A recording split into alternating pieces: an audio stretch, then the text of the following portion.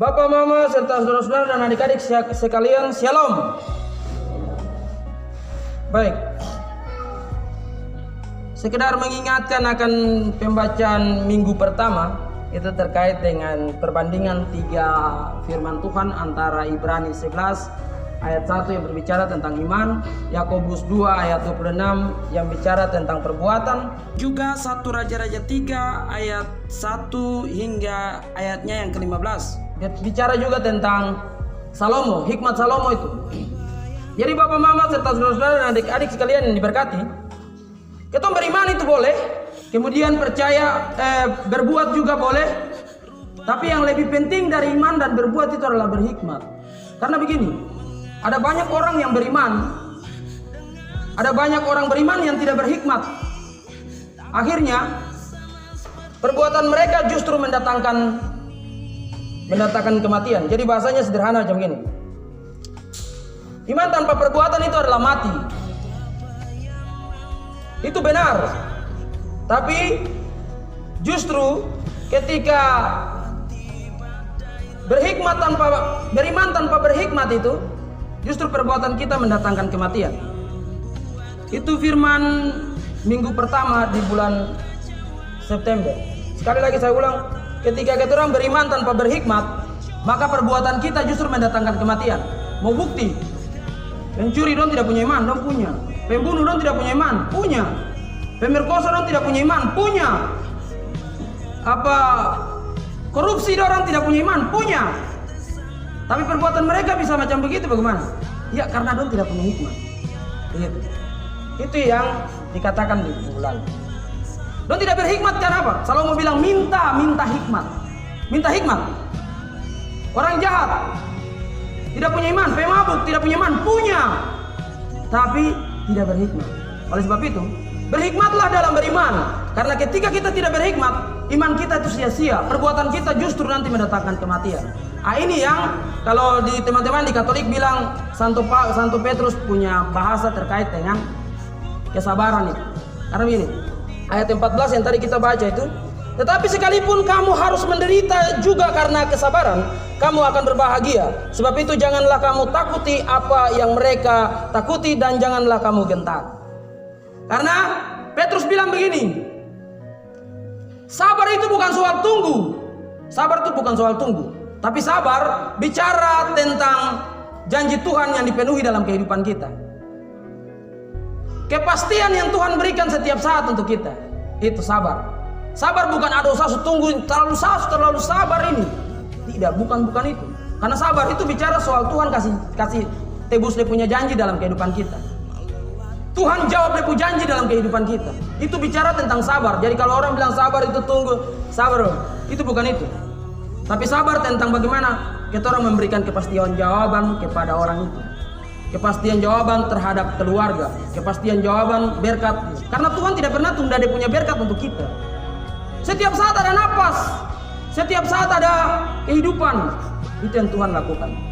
Setiap saat ada berkat. Tapi perlu ingat bahwa yang Tuhan berikan itu firman minggu terakhir di bulan Agustus bicara tentang Tuhan menjawab kebutuhan bukan keinginan. Karena kalau Tuhan menjawab keinginan, maka pencuri hari ini juga dia sedang berdoa, Tuhan kau kasih lolos saya kah dari polisi atau dari orang.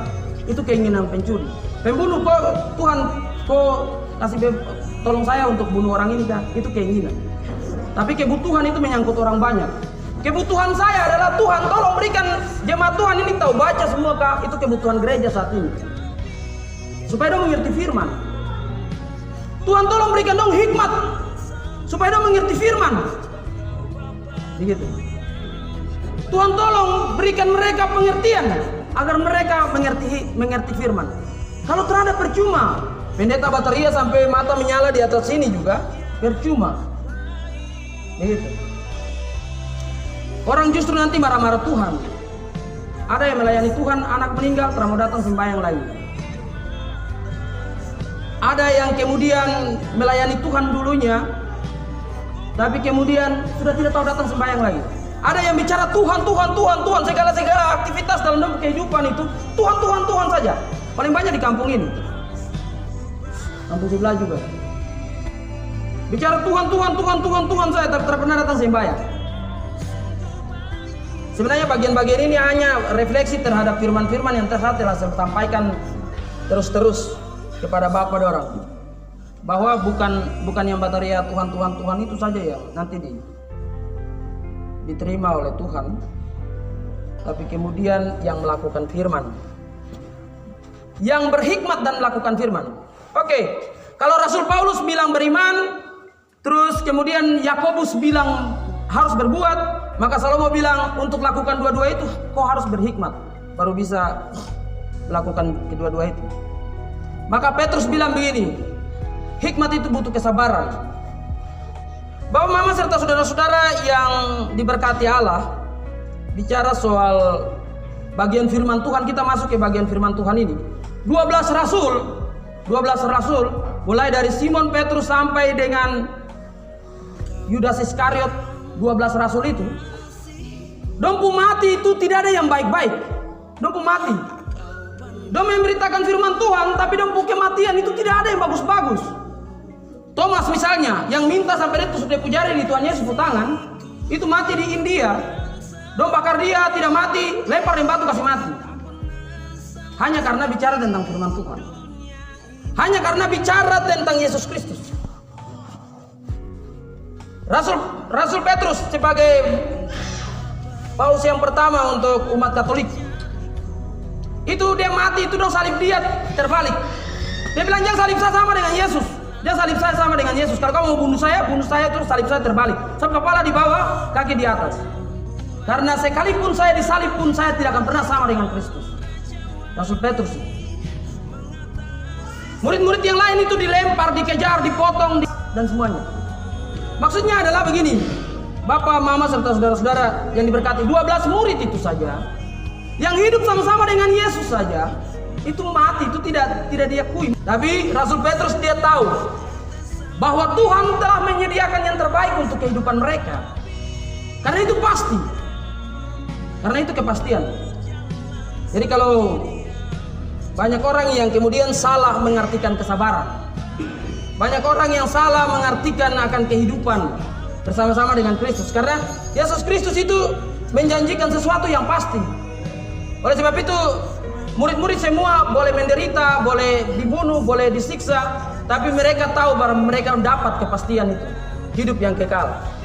Bapak, Mama, serta saudara-saudara yang diberkati, sekali lagi saya mau katakan bahwa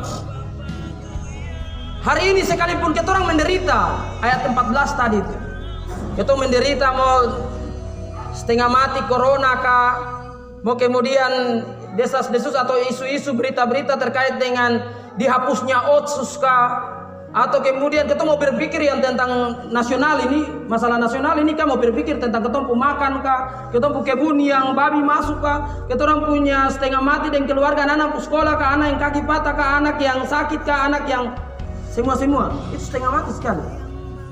Tapi Tuhan bilang sabar akan yang lain. Tetapi sekalipun kamu harus menderita juga karena kebenaran, kamu akan berbahagia. Sebab itu janganlah kamu takuti apa yang mereka takuti, dan janganlah gentar. Bapak, Mama, serta saudara-saudara yang diberkati Tuhan, iblis tidak mencuri iman kita. Bukan dia mencuri iman kita, tapi yang dia curi adalah hikmat kita. Ketika hikmat itu diambil, maka secara otomatis iman akan tergeser. Begitu. Hikmat.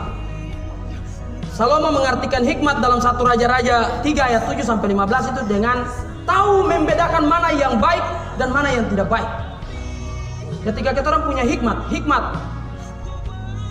itu diminta. Tuhan tidak bisa dapat cuma-cuma. Tuhan tidak bilang ini kau ambil hikmat ini supaya kau baik saja, tidak bisa. Tapi hikmat itu diminta. Tuhan Yesus tolong kasih saya hikmat supaya saya bisa bedakan yang mana yang baik, mana yang tidak baik. Begitu. Iblis tidak mencuri iman kita, tapi iblis curi hikmat kita. Ketika dia mampu mencuri hikmat kita, kau perbuatan selama kau hidup saat ini akan tidak baik semua. Akan tidak baik. Saya jamin tidak baik. Kalau tidak ada hikmat itu, perbuatan tidak baik. Sebagai seorang pelayan bisa lakukan hal yang tidak baik.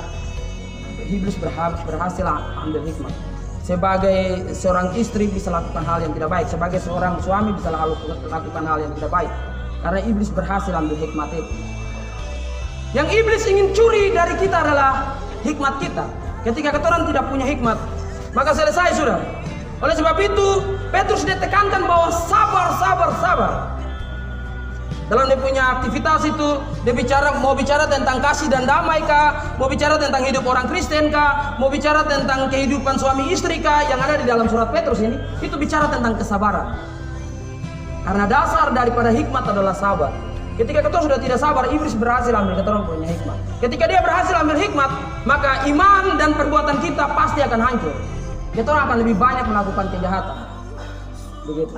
Bapak, mama, serta saudara-saudara yang diberkati, bagian firman Tuhan ini terlalu jelas. Kita bandingkan 1 Petrus 5 ayat 8 itu. Sadarlah dan berjaga-jagalah, lawan musuh iblis berjalan keliling sama seperti singa yang mengaum dan mencari orang yang dapat ditelannya. Itu Petrus punya kata-kata di 1 Petrus 5 ayat 8. Jadi iblis dia jalan keliling itu bukan lihat kita orang punya iman, terhadap. Dia lihat kita yang tidak berhikmat. Ketika hikmat mulai hilang, selamat tinggal saudara-saudara. Kau akan selamanya, kau akan aktivitasmu akan tetap ada dalam kejahatan. Kau punya bikin kebun akan bikin dengan jahat. Rencana-rencana tetap jahat saja. Mau pangkul sagu tetap pangkul sagu dengan kejahatan. Pokoknya tidak ada hal yang baik lah kalau hikmat sudah tidak ada dalam kehidupan kita. Maka tidak ada hal yang baik. Jadi kalau lihat orang bikin barang yang takarong-takarong, ada orang itu dia punya hikmat sudah tidak ada. Bukan dia tidak beriman, tapi dia punya hikmat sudah tidak ada. Maka dia pasti lakukan kejahatan. Sekali lagi, bapak, mama, serta saudara-saudara yang diberkati, berhikmatlah dalam beriman. Sebab banyak orang yang ketika bilang bahwa mereka punya iman, tapi perbuatan mereka justru tidak menunjukkan orang beriman. Banyak orang beriman yang perbuatan mereka jauh daripada keimanan kekristenan karena mereka sudah kehilangan hikmat. Banyak orang Kristen yang perbuatannya justru kasih malu Tuhan karena dong kehilangan hikmat. Begitu. Banyak orang Kristen. Bagaimana saudara-saudara kita yang lain mau belajar dari orang Kristen, sedangkan yang mabuk di pasar orang Kristen, yang pukul orang Kristen, 6 bulan lalu yang baku bunuh orang Kristen, yang tukang perkosa orang Kristen. Kayak mana ini? Begitu. Orang lain mau belajar mana? Jadi Kristen saya percuma, orang Kristen saya telah ikut Kristus model begitu. Mau ikut Kristus bikin apa? Begitu. Yang mau bicara barang apa lah? Yang tukang korupsi orang Kristen. Orang Kristen. Baru orang lain mau bicara, mau ikut ketorang dengan cara apa? Untuk menjadi berkat bagi orang lain. Itu ayat 13 tadi itu. Bapak mama dong kalau lihat ayat 13 tuh. Dan siapakah yang akan berbuat jahat terhadap kamu jika kamu rajin berbuat baik? Nanti lanjutan dari pasal 4 itu, tetapi yang terutama kasihilah sungguh-sungguh seorang akan yang lain, sebab kasih menutupi banyak sekali dosa. Ketika kita orang banyak melakukan baik, melakukan kebaikan, maka sulit sekali kita melakukan kejahatan. Secara tidak langsung kita tutup banyak dosa. Jadi kita tidak lakukan dosa lagi. Begitu. Bagian firman Tuhan ini menguatkan kita untuk berhikmat dalam beriman dan sabar sekalipun kita orang ada dalam pencobaan saat ini. Tuhan memberkati kita dengan firman. Amin.